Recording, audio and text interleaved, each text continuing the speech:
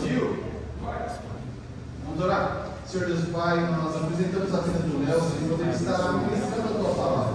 Senhor, que neste momento não seja a cosmovisão do Léo, não seja os seus pensamentos ou a sua comunidade que esteja à frente da mensagem, mas que seja, Senhor, a Tua voz, Pai, que seja o Teu direcionamento para os Teus filhos.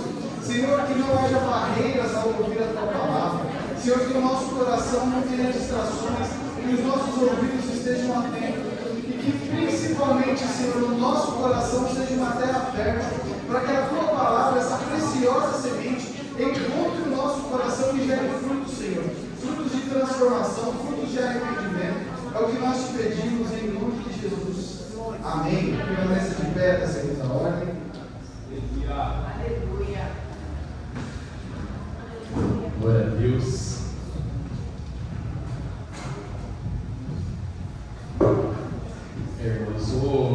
Eu sou João, mas eu sou velho, não sei ficar assim. Chega difícil. Mas glória a Deus por isso. Meu Deus, como é bom estarmos aqui todos reunidos num culto pela rede, um culto inteiro de jovens. Eu não vejo um mais velho aqui, é só jovem. Eita glória! E desde que o Nandão colocou esse tema para mim, eu fiquei um pouco tenso. Eu vou ser bem sincero com os irmãos. Eu falei, meu Deus do céu, o que eu vou falar? Porque a minha mente já estava, meu Deus, que personagem bíblico eu posso usar? Que personagem? Aí não vinha nada. Aí Deus falou para eu vasculhar a Bíblia. Aí eu falei, tá bom, né? Amém. Aí eu fui olhando meus devocionais, graças a Deus, irmãos, façam devocionais, ajuda demais. E graças a Deus, Deus me tocou no meu coração e eu consegui preparar uma semente aqui para a vida dos irmãos, que eu tenho certeza que vai florescer na vida de cada um que está aqui hoje. Se você está aqui hoje, pode ter certeza que não foi por acaso. Eu tenho certeza que Deus te colocou aqui por alguma razão nessa noite.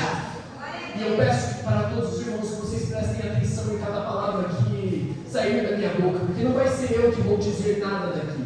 Quem vai falar aqui, quem vai tomar a minha boca para falar aqui vai ser o Espírito Santo. E eu peço para que todos prestem muita atenção, porque é muito importante o que nós iremos falar aqui hoje. O melhor está por vir. Meu Deus, quando eu pego esse tema e eu poderia falar que o melhor vai vir, o melhor está por vir, mas aí a nossa mente como ser humano já entra em um total assim, uma confusão, porque nós não sabemos o que é esse melhor que está para vir sobre as nossas vidas. Então eu vou ler 1 Pedro 1, versículo 3 ao 4, para os irmãos poderem se assentar também. Mas amém. Bendito seja o Deus e Pai de nosso Senhor Jesus Cristo, que, conforme a sua abundante misericórdia, nos gerou novamente para uma esperança viva, pela ressurreição de Jesus Cristo dentre os mortos, para uma herança incorruptível, imaculada e que não desvanece, reservada no céu para vós, que estáis guardados pelo poder de Deus através da fé, para a salvação que já está pronta para ser revelada no último tempo. Podem tomar seus assentos. Glória a Deus. Então, como eu estava falando, o melhor está por vir. Quando nós falamos este tema em voz alta, nossa mente como seres humanos começa a imaginar diversas situações. O melhor está por vir. Qual melhor está vindo? É o melhor da minha vida financeira? É o melhor da minha vida profissional? É o melhor da vida do meu relacionamento? É o melhor da minha vida familiar? Então nós começamos a imaginar diversos pontos da nossa vida que necessitam de melhoria. E assim, nós vamos à igreja suplicando para que Deus melhore estes pontos da nossa vida. Mas, esta noite, eu não vim falar que Deus vai melhorar a tua vida financeira, porque eu não sei. Quem sabe que se Deus vai melhorar ou não, é apenas Ele. Eu sou apenas um servo que estou aqui para falar o que Deus me ordenou. Então, o que é esse melhor que está por vir? Eu não vou falar que Deus vai melhorar o seu relacionamento, eu não vou falar que Deus vai melhorar a sua família, eu não sei como que irá ser a sua situação, mas se tem uma coisa que eu sei, é que esse melhor que Deus, que colocou no tema na vida do Nandão, que foi o melhor está por vir, é essa herança que Pedro fala em 1 Pedro, capítulo 1, versículo 4, que fala que é uma herança incorruptível, uma herança imaculada, uma herança que não desvanece e que ela é guardada pelo nosso Deus. Esse é o melhor que eu quero colocar na vida dos irmãos essa noite. Porque o que é tão difícil de explicar, mas imagina um lugar onde não haverá mais choro, onde não haverá mais tristeza, onde não haverá mais dor. Se tem um lugar como esse, eu quero ir correndo para um lugar como esse, seja o que custar. Seja se custar igual custou a Jeremias, a sua adolescência inteira. Seja o que custar, eu não quero saber. Eu quero ir para um lugar como esse, ao lado do meu Criador, e ouvir as grandes histórias que Ele tem para me contar. Então, vamos pegar agora. Eu vou pedir ao João, se ele estiver por aí, poder fazer um fundo aqui, por favor. Amém. Mas, em 1 Pedro, capítulo 1, versículo 3 ao 4, nos fala, Pedro vai nos citar uma herança, como eu havia citado aqui, uma herança a qual ela é incorruptível, ou seja, ela não pode se decompor, ela é eterna. Uma herança que ela é imaculada, ela não tem mancha do pecado. Uma herança que ela não desvanece, uma herança que não vai se deteriorar com o tempo, uma herança que ela é reservada no céu, ela é guardada pelo nosso Deus, para nós. Então, Pedro ele cita essas 4 características dessa herança, para nos mostrar o que nós iremos, a recompensa que nós iremos ter, quando chegarmos ao final dessa corrida, a qual chamamos vida. Mas é importante sabermos com o que Pedro estava comparando, porque ao ponto de Pedro falar que a herança incorruptível e imaculada não desvanece, guardada pelo nosso Deus, ele tem que estar comparando com alguma coisa. E é importante nós entendermos o que Pedro estava comparando. Ele estava comparando com a herança que nós temos hoje aqui na terra, aquela herança terrena que é passada muitas vezes de pais para filhos. E o problema dessa herança terrena, ela tem 4 problemas, que são os 4 problemas que essa herança que Pedro falou não tem. Os 4 problemas da herança terrena são: ela é uma herança corruptível, ou seja, os R$1.000 que você vai receber de herança não vão ser os mesmos R$1.000 daqui 10, 20, 30 anos. Ele vai mudar conforme o tempo, seja por conta de inflação, mas não cabe a nós discutirmos isso agora.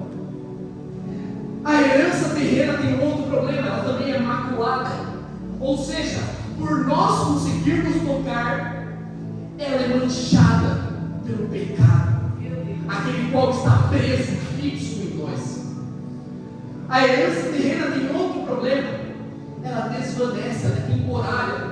Então, se você pegar um dia para gastar toda a sua herança, pronto, acabou, não tem mais nada, não sobrou mais nada, parabéns.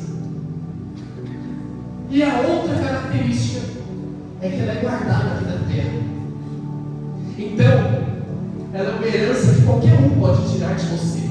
Se alguém ficar sabendo que você recebeu uma herança, pode vir um ladrão à meia-noite e pegar essa herança de ti, para ele, porque para ele é mais importante o dinheiro estar na mão dele do que na sua. Então, esses 4 problemas que a herança terrena tem são os problemas que a herança que Pedro cita não tem. Uma herança que é incorruptível, uma herança que é imaculada, uma herança que não desvanece, uma herança que é guardada pelo Deus. Essa é a herança que eu quero receber como cordeiro dos céus. Essa é a herança que eu luto minha vida inteira. Essa é a herança pela qual eu escolhi servir a Cristo. Essa é a herança pela qual Deus perdoou os meus pecados e estou podendo estar verdade dessa palavra. Aleluia. Então nós temos esses dois tipos de herança. Uma herança, a qual Pedro cita, que é o que nós iremos receber de recompensa no final das nossas vidas, quando Cristo voltar. E a outra herança é a herança terrena, aquela que estamos acostumados a viver. Vemos familiares brigando por essa herança, vemos famílias se desentendendo umas com as outras. Então, uma herança que todos os irmãos ali brigam entre si para receber. Mas Deus colocou uma pergunta no meu coração, a qual eu sou obrigado a compartilhar com vocês, e a qual essa pergunta vai ser o título da mensagem de hoje. Eu só dei uma breve introdução do que é esse melhor que está por vir. O melhor que estamos buscando é essa herança a qual Pedro cita. Esse é o melhor a qual as nossas vidas, a qual estamos correndo diariamente, buscando a nossa santificação. Nós buscamos isso porque sabemos que no final seremos recompensados com essa herança. Mas o título, que é uma pergunta da pregação de hoje, é: como podemos viver o melhor de Deus quando tudo na nossa volta não reflete isso?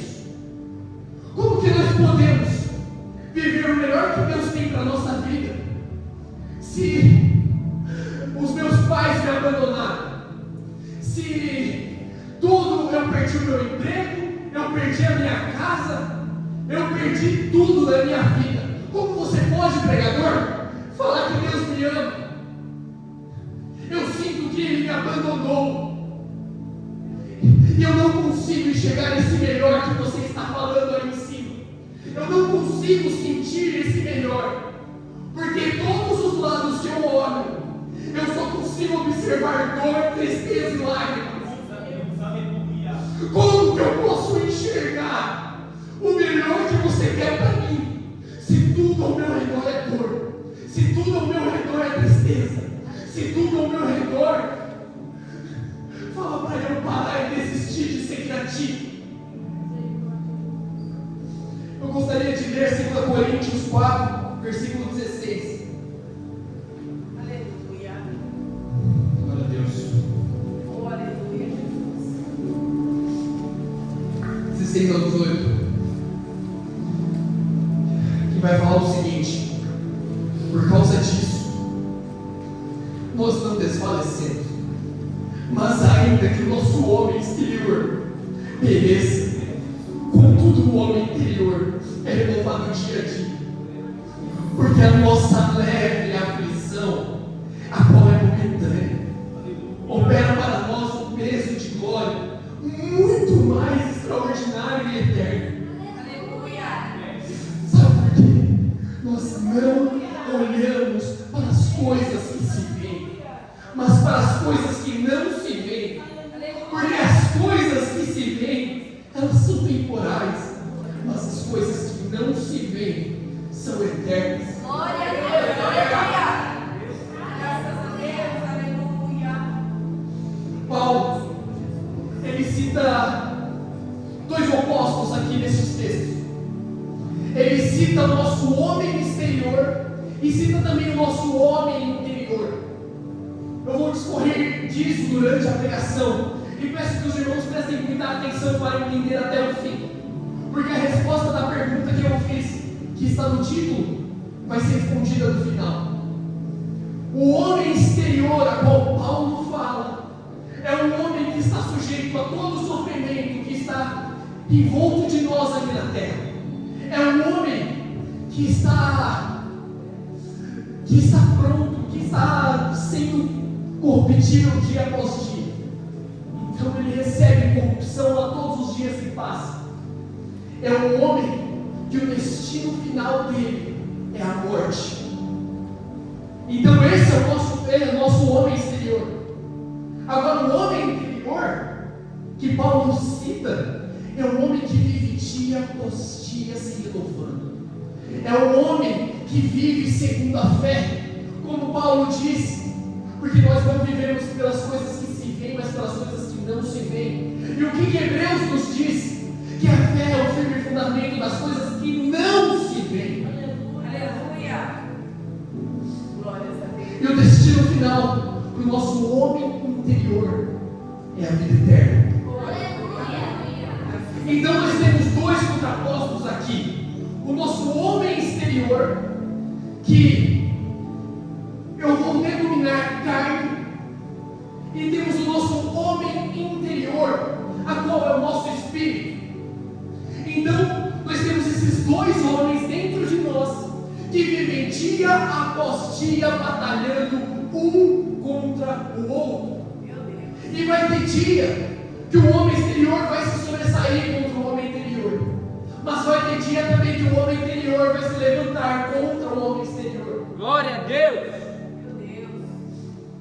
E Paulo em 2 Coríntios 4,16, ele vai falar, 4,17, peço perdão, ele fala, porque a nossa leve aflição, a qual é momentânea.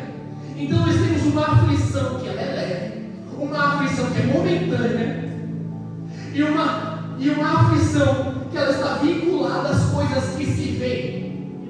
Aleluia. Mas tudo isso, todo esse sofrimento, toda essa aflição, ela resulta para nós uma glória, que ela tem um peso extraordinário. Ela tem um tempo eterno. Ela está vinculada às coisas que não se veem. Então nós pegamos todo o sofrimento que sofremos aqui, tudo aquilo que batalhamos dia após dia, e Deus transforma isso em glória para Ele. Deus pega essa leve aflição que nós passamos e fala: filho, foca no final, foca no que você irá receber no final. Eu gosto de lembrar de como os corredores de Fórmula 1 eles andam. Eles andam olhando sempre para a linha de chegada, porque é onde eles querem alcançar, é onde eles estão mirando, e é ali que eles querem parar. Mas se o corredor de Fórmula 1 começa a olhar muito para os obstáculos que estão em sua volta, se começa a olhar muito para, não sei, uma lista de pneu que está ali, eles vão bater, porque eles estão focando na coisa errada. O corpo dele tende a ir para onde o seu olho está mirando. Quando Jesus chama Pedro para sair daquele barco e andar sobre as águas, Jesus fala: Pedro, venha e olhe para mim. Mas Pedro até que vai bem, porque no começo ele começa a andar e vai chegando perto de Jesus. Mas o problema é que o barulho da tribulação que estava ao lado dele, das águas, fizeram com que Pedro olhasse e desviasse o foco, fizeram com que Pedro parasse de prestar atenção naquele que estava chamando ele, fez com que Pedro prestasse mais atenção ao barulho das ondas do que para Cristo que estava chamando ele. Mas o que é muito bom de lembrar sempre é que nós, mesmo assim, nós podemos prestar atenção no barulho e desviarmos do caminho, mas Jesus sempre vai estender a mão para nos socorrer. Jesus sempre vai estar com a mão estendida para nos buscar aonde quer que estejamos. Nós vamos estar afundando naquele mar, o mar vai estar nos consumindo por inteiro, mas Jesus vai estender a mão para te tirar dali e vai te mostrar que você consegue novamente caminhar sobre as águas, se você mirar naquele que pode todas as coisas, naquele que te tirou da sua pior situação possível e te resgatou, e hoje quer te transformar. Eu orei tanto por este culto, eu orei para que os irmãos que entrassem aqui não saíssem da mesma maneira. irmãos que entrassem aqui pudessem sair renovados. Eu não quero convencer ninguém aqui a aceitar Jesus, a confessar Jesus, mas eu quero plantar a semente, que é a mesma semente que caiu sobre o meu coração e proliferou e cresceu. Essa é a semente que eu quero despejar sobre o coração de vocês. Então, nós temos essa intrínseca guerra da carne contra o espírito, que vive dia após dia, um contra o outro. Mas, em Gálatas, capítulo 5, versículo 16, Paulo vai nos explicar bem melhor como que funciona essa guerra.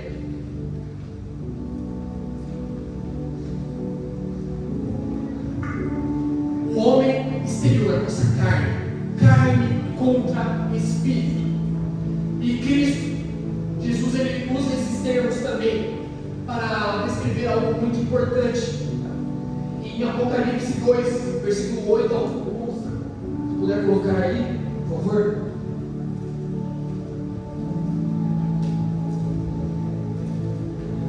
Cristo vai nos dizer assim, quando ele envia uma carta para a igreja de Esmirna, e ao anjo da igreja de Esmirna escreve: isto diz o primeiro e o último, que foi morto e reviveu. Conheço as tuas obras, e tribulação, e pobreza, mas tu és rico. E a blasfêmia dos que se dizem judeus, e não são, mas são a sinagoga de Satanás. Nada temas das coisas que hás de padecer. Eis que o diabo lançará alguns de vós na prisão, para que sejais tentados, e tereis uma tribulação de 10 dias. Mas Jesus fala: ser fiel até a morte, e dar-te-ei a coroa da vida. Quem tem ouvidos, ouça o que o Espírito diz às igrejas. O que vencer não receberá o dano da segunda morte. Todos nós, seres humanos, sofremos a primeira morte, que é a morte do nosso homem exterior, a qual está fadado a morrer. O nosso homem exterior, seja por velhice, seja por doença, seja por o que for, ele está fadado a morrer. Mas, irmão, não deixe o seu homem interior morrer. Não deixe aquele homem que quer te levar para o céu morrer. Não deixe o seu interior que se renova dia após dia, que é carregado pela fé, morrer. Porque essa morte, eu infelizmente digo, você não será capaz de receber a herança a qual Pedro fala. Essa segunda morte é uma morte que é eterna. E se você não prestar atenção nos caminhos que você está trilhando, se você não prestar atenção aonde você está colocando o seu pé, eu infelizmente digo, mas eu não conseguirei te ver lá em cima. Agora em Gálatas 5, versículo 16.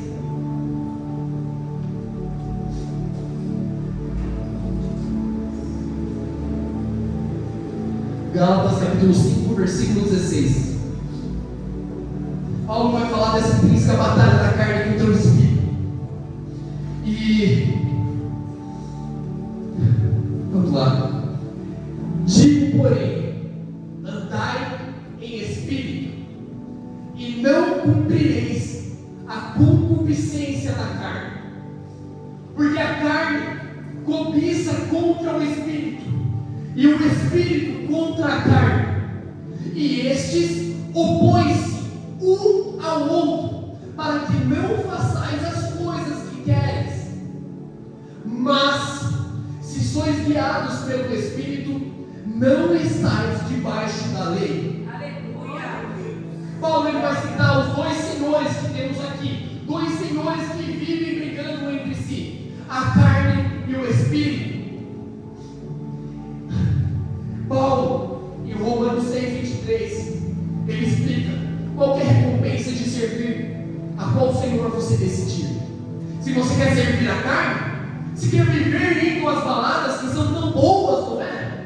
Se quer viver indo beber, encher a cara de noite, ou melhor, usar drogas para fugir da realidade, tá bom. Romanos 6,23 fala: pois o salário do pecado é a morte. Mas, quando nós aceitamos o senhorio de Cristo, quando aceitamos que o nosso Espírito virá e vencerá a carne, então Paulo fala: mas o dom gratuito de Deus é a vida eterna, por meio do nosso Senhor Jesus Cristo. Então nós temos dois contrapostos aqui, nós temos dois chefes que podemos escolher a quem servir, que é a carne e é o Espírito. Mas eu quero deixar você decidir essa noite qual que é o melhor servo para a sua vida. Eu quero deixar que você pense quem que é o melhor e como que é o melhor para você. Eu vou ler quais são as obras da carne, e aí eu quero que você reflita sobre isso, para saber mesmo se é isso que você quer. E logo após eu vou ler as obras do Espírito, e você vai entender aonde eu quero chegar. Então, indo mais adiante, Paulo fala, versículo 19: ora, as obras da carne são manifestas, e aqui estão: adultério, fornicação, impureza, lascívia, idolatria, feitiçaria, ódio, discórdia, rivalidade, ira, porfia, rebeliões, heresias, invejas, homicídios, bebedeiras, orgias e outras coisas semelhantes. A respeito dessas coisas vos falo, como já vos falei outrora, que os que praticam tais coisas não vão herdar o reino de Deus. Aleluia. Você quer servir a carne? Você quer aproveitar mais uma noite que você tem na sexta-feira, que você não está fazendo nada, e pode decidir se quer ficar em casa, quer ir para a igreja, ou se você, não sei, quer ir curtir o mundo afora com seus falsos amigos? Está bem, vai lá, mas saiba que todas essas coisas que eu citei aqui são as coisas que as mesmas pessoas que servem o mesmo chefe que você fazem. Homicídios, adultérios, prostituição. Você está compactuando com tudo isso a partir do momento que você serve a carne. A partir do momento que você serve a carne, você contribui para que outros que estão servindo este mesmo chefe façam o mesmo, continuam assim. Não muda.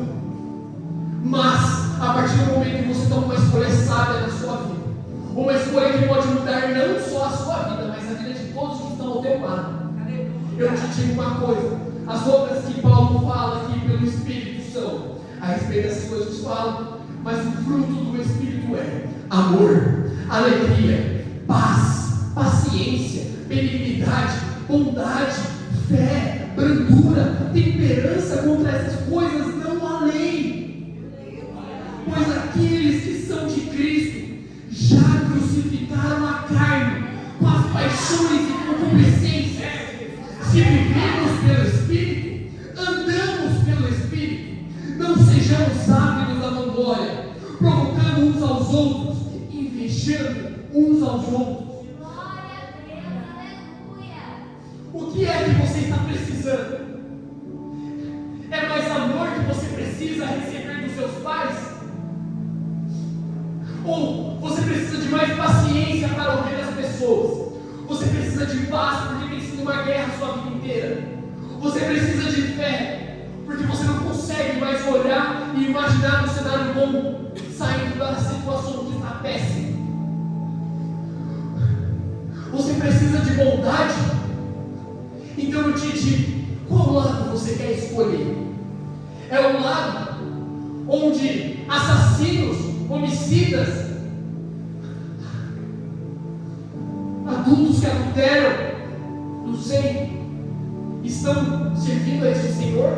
Ou você quer servir aquele que está te oferecendo mais amor, mais paz, mais bondade, mais fé? Qual você quer servir? Eu não vou mentir para os irmãos que uma boa parte da minha vida eu andei caminhando e servindo ao outro, a servir na carne, servindo meus próprios prazeres, acreditando que estava tudo bem, sendo enganado pela minha mente, falando: pô, mais um final de semana, mais um tempinho para aproveitar depois de uma semana tensa. Mas o engraçado é que eu sempre voltava e chegava mais cansado. Cansado e não entendia o porquê. E depois eu vinha para a igreja como se nada tivesse acontecido. Subia aqui no altar e tocava no teclado como se, meu Deus, eu estou puro, não fiz nada de errado. Mas teve um dia que Deus me resgatou da onde eu estava. O sofrimento que eu estava sofrendo ali. Onde eu não achava que tinha mais esperança. Quantas vezes os pastores me chamavam aqui na frente. Eu pedia perdão, mas nada mudava dentro de mim. Uma mudança temporária não causava uma mudança sincera. Eu vinha aqui na frente acreditando que, já era, estou puro. Meu Deus, agora eu posso andar na semana que está tudo certo. Mas não. Eu chegava no final de semana e eu sentia as mesmas vontades, os mesmos prazeres. E eu não queria saber daquele que estava toda hora estendendo a mão para mim. Porque todas as horas que eu vinha, todos os dias que eu vinha, aqui nesta igreja, aqui na frente, pedir perdão, Cristo sempre estava com a mão estendida para mim. Mas eu, como um filho que não merece tal graça, eu sempre chutava, eu aceitava, Cristo me perdoava e voltava para as mesmas práticas, como um cachorro volta ao seu vômito. Assim era a minha vida, assim era a vida de alguém que não tinha uma transformação, que não tinha uma presença completa de Cristo na minha vida.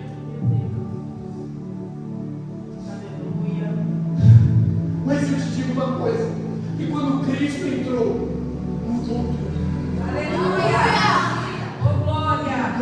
Me deu um relacionamento para cuidar, me deu um emprego para trabalhar, me deu uma igreja a qual eu agradeço pela vida de todos os jovens desta casa, me deu mais amor dentro da minha família. E eu falo, meu Deus, por que eu vou voltar para aquela vida? Por que eu vou voltar para onde eu era desprezado, para onde davam risada de mim? Não tem para quê. Então, acredito que é necessário entendermos e é necessário termos consciência a quem nós queremos servir. Eu citei bons exemplos aqui de alguém que serve a carne e alguém que serve o Espírito. Aleluia. E eu quero que você tome essa decisão essa noite. Eu não vou fazer nada. Eu só estou aqui para falar o que Deus deseja. Como Paulo disse, eu, Paulo, plantei, Apolo regou, mas é Deus, é Cristo que dá o crescimento. Aleluia. E agora, voltando para o título da pregação, como podemos viver o melhor de Deus quando tudo na nossa volta não reflete isso? Eu queria saber o que era que Abraão esperava ganhar, saindo da casa dos pais dele. Eu queria entender qual era a motivação para ele ouvir alguém que ele nunca viu, mas só ouviu falar. Qual era a motivação de Abraão para largar toda a sua parentela, largar todo o seu conforto e ir para uma terra que ele nem sabia onde era, para nem saber se era verdade o que Deus dizia a ele. O que era que Abraão esperava com tudo isso?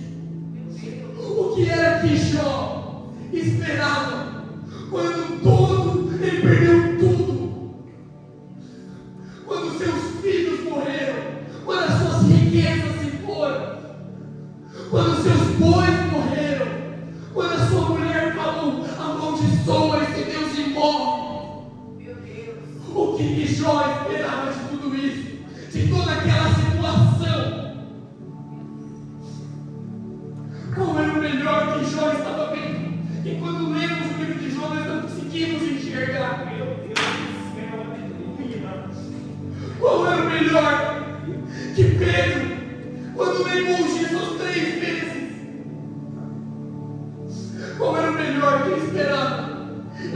consigo imaginar eu voltando para o lugar onde eu tive o primeiro encontro. Pedro, largando tudo.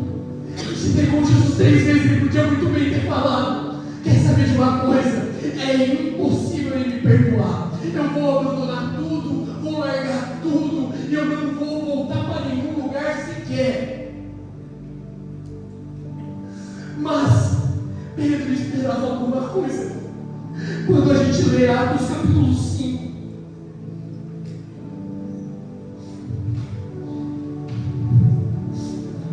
Atos capítulo 5, verso de número 41, 40.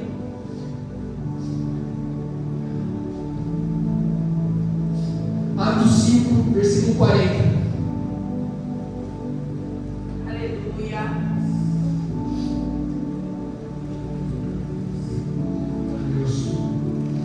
E concordaram com ele, e chamando os apóstolos, os açoitaram. Eles ordenaram que não falassem em nome de Jesus, e os deixaram ir. E eles partiram da presença do conselho, regozijando-se de terem sido considerados dignos de sofrer vergonha pelo seu nome. E diariamente no templo e em cada casa, eles não cessavam de ensinar e de pregar Jesus Cristo. Eu fico imaginando eu nessa situação. Eu fico imaginando Pedro nessa situação. Pedro sendo açoitado. E ele falando, os sacerdotes falando: negue o seu Jesus, negue. E Pedro gritando em outra voz, sendo chicoteado: como posso negar aquele que me amou? Pedro sendo chicoteado.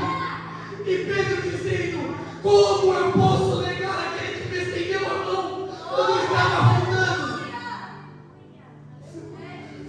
Eles chicoteavam ainda mais: negue o seu Jesus, Pedro, que você para de apanhar. Eu não vou parar de apanhar, porque eu neguei aquele homem 3 vezes e ele me perdoou. Eu não posso negar aquele homem. Ele que me amou e me escolheu. O que era que Pedro estava enxergando para aguentar todo esse sofrimento, para aguentar tudo isso? O que Pedro estava olhando mais à frente, que não conseguimos enxergar? O que Pedro estava olhando no futuro, para falar que ser chicoteado valia a pena, que tudo aquilo era passageiro? O que Pedro estava olhando? Eu gostaria de ler 2 Coríntios, capítulo 11, versículo 25. Glória, aleluia. Se os músicos quiserem subir já. Espírito de Deus, aleluia. 2 Coríntios 12, que diz: Paulo escrevendo para a igreja de Corinto: 3 vezes eu fui açoitado por varas, 1 vez eu fui apedrejado, 3 vezes sofri naufrágio, 1 noite, 1 dia passei nas profundezas, em viagem, muitas vezes em perigos de águas, em perigos de ladrões, em perigos da minha própria nação, em perigos dos pagãos, em perigos na cidade, em perigos no deserto, em perigo no mar, em perigo entre os falsos irmãos, em exaustão e dor, em vigílias muitas vezes, em fome e sede, em jejum muitas vezes, no frio e na nudez. Paulo, que tinha uma vida praticamente de rei, banquetes, casa, quarto, o que levou Paulo a escolher passar fome, a escolher passar sede, a escolher ser chicoteado? Era Paulo que chicoteava, e Paulo que se colocou no lugar agora de quem está sendo chicoteado, apedrejado, naufrágio. Tudo isso por quê? Paulo enxergava uma coisa que está fazendo com que muitas das vezes a gente não enxerga. Paulo, Pedro, Abraão, Jó, eles estavam enxergando algo muito à frente, que a gente não consegue enxergar, porque parece que a gente vive deixando a carne ganhar do nosso espírito dia após dia. Mas eu te digo uma coisa essa noite: permita que Deus trabalhe na tua vida e veja o melhor que está por vir dela. Deixe que Deus te mostre o caminho que deve trilhar. Deixe que Deus te mostre aonde você vai chegar. Porque só assim nós podemos nem ligar para o sofrimento que está às nossas voltas. Tudo isso é temporário. É difícil entender isso, é difícil. Léo, você está falando isso porque você não perdeu um pai. Você está falando isso porque você não perdeu uma mãe. Realmente, eu não perdi, eu não sei qual é a dor que você está passando. E é difícil entender, porque quando Cristo nos ensina a orar, Ele nos ensina uma oração que é falada: Pai nosso que estais no céu, santificado seja o vosso nome, assim na terra como no céu. O pão nosso de cada dia nos dai hoje. Peraí,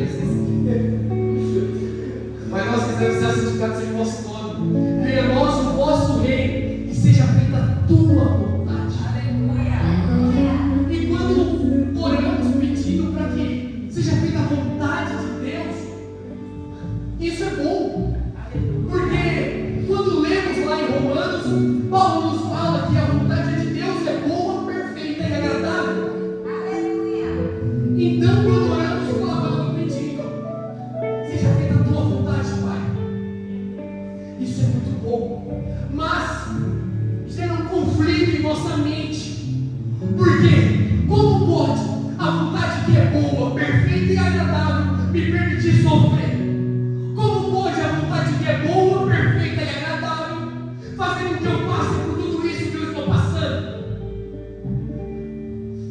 Eu estou passando por situações que você não consegue nem imaginar. E você fala que a vontade de Deus é boa, perfeita e agradável. É que tem um problema que gera em nossa mente. Nós, seres humanos, atribuímos dor a coisas ruins. Mas para Deus, a dor significa a ferramenta de trabalho. A dor significa que Ele está te lapidando. A dor significa que Ele está te polindo. Porque Ele quer que você alcance coisas que Ele tem para a tua vida. Mas para isso Ele precisa te lapidar por inteiro. Ele precisa te polir, te mostrar aonde que está o seu erro. As provações não são para Deus conhecer a nós, mas é para nós conhecermos a nós mesmos. Aleluia! As provações que Deus nos dá é para entendermos o quão dependentes nós somos daquele que veio e morreu por nós. Gera um conflito na nossa mente. E essa dor, Deus usa ela para lapidar. Mas Deus, eu te digo uma coisa: Deus não vai dar uma dor que você não possa suportar. Deus, Ele não desperdiça a dor sobre a vida de um filho. Deus, Ele usa a dor porque você consegue aguentar. Aleluia! Como Paulo disse: a minha graça te basta e o meu poder se aperfeiçoa na tua força. O poder de Deus, nós percebemos o quanto dependente nós somos dele. Quando estamos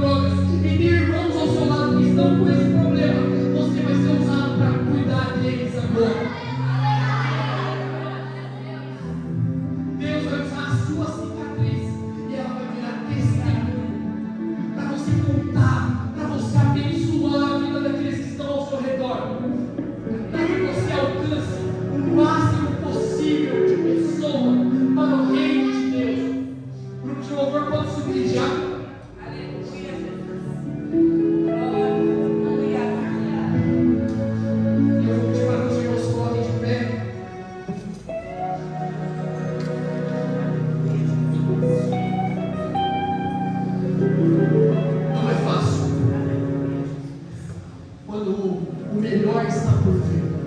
Mas esse melhor é alcançarmos Ele acompanhado de sofrimento e dor. Não é fácil. Eu posso usar as palavras que foram as mais bonitas que forem, mas é difícil entender a dor que você está passando. Eu não sei. Deus, às vezes, dá um sofrimento leve para alguém ou para outro, algo pesado.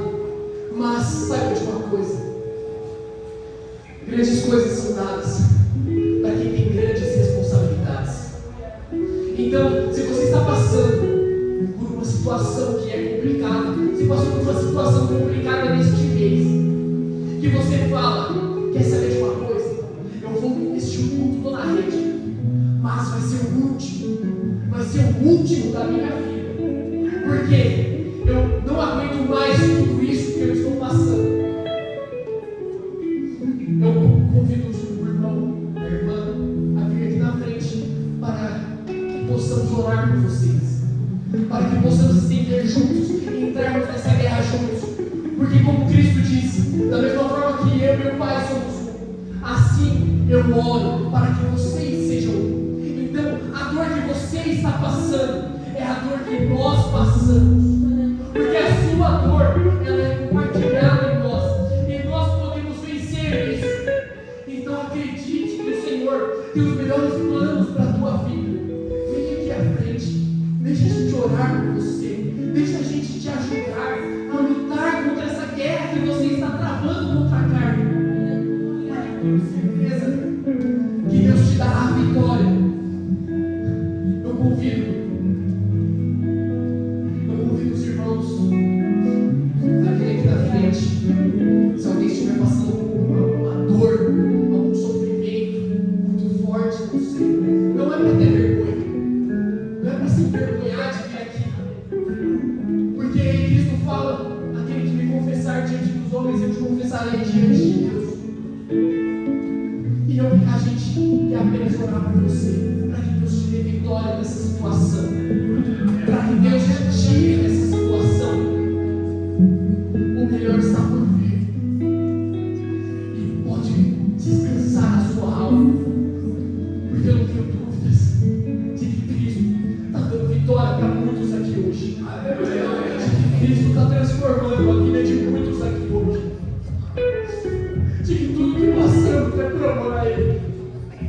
A gente não passa nem o texto de Pedro, Paulo passado, e mesmo assim a gente não consegue se manter fiel. A gente não é mais açoitado, a gente não é mais apedrejado, mas a gente tem uma dificuldade tão grande de continuar perseverando no caminho correto. Por isso eu falo, irmãos,